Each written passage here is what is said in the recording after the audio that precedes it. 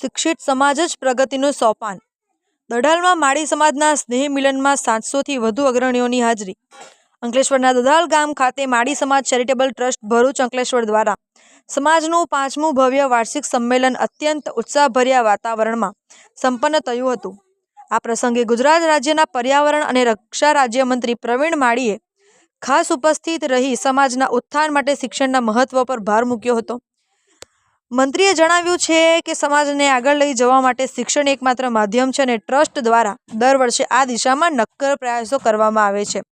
આ સંમેલનમાં અંકલેશ્વર અને આસપાસના વિસ્તારોમાંથી માળી સમાજના 500થી 700 જેટલા અગ્રણીઓ મોટી સંખ્યામાં ઉમટી પડ્યા હતા.